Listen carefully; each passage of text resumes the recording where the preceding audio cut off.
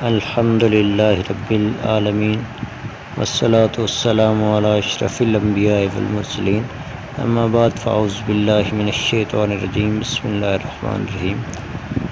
اللہ تعالیٰ کے احسانات پر اس کا شکر ادا کرنا بندگی کا تقاضا بھی ہے اور نعمتوں میں اضافے کا بہترین ذریعہ بھی۔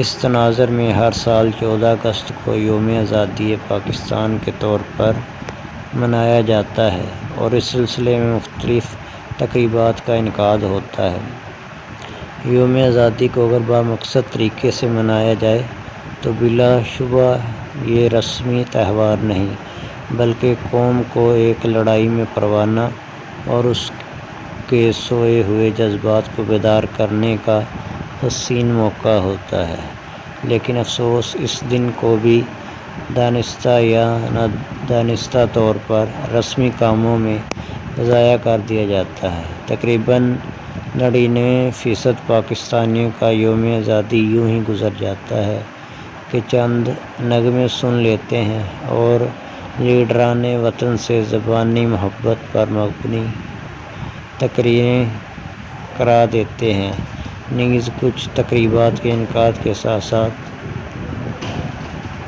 سیر و تفریحات اور ہلہ گلا ہو جاتا ہے۔ ہونا تو یہ چاہیے تھا کہ یوم آزادی کے موقع پر نئی نسل کی تربیت کی جائے کہ آزادی کتنی بڑی نعمت ہے اور اگر ہم آزاد نہ ہوتے تو ہمارا کیا حال ہوتا۔ برصغیر کی تاریخ کیا ہے، پاکستان کی منزل مقصود کیا تھی، یہ ملک بنانے کے لیے بے پناہ قربانی کیوں دی گئی، اور کیا ہم نے اپنی منزل مقصود حاصل کر لی؟ اگر نہیں تو ایسا کیسے حاصل کیا جا سکتا ہے؟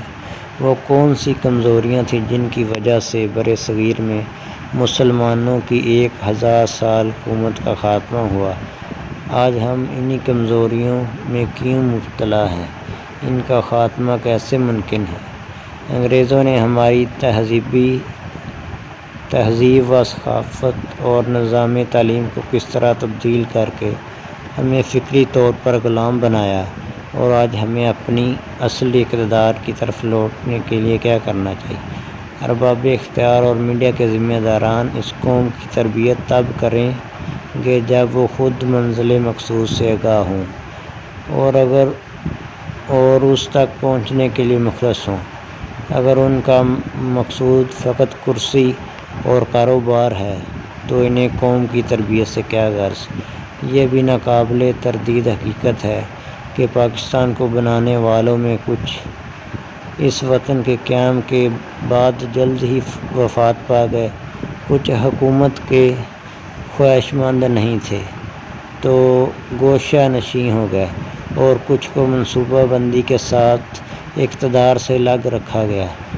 نتیجہ یہ ہوا کہ نہایت اخلاص کے ساتھ بنائے گئے اس وطن کا اقتدار مفاد پرستوں کے ہاتھ میں آیا۔ منزل انہیں ملی جو شریک سفر نہ تھے، اور انہوں نے اس کے ساتھ سوتیلی ماں والا سلوک کیا، جس کے سبب موجودہ صورتحال سب کے سامنے ہے۔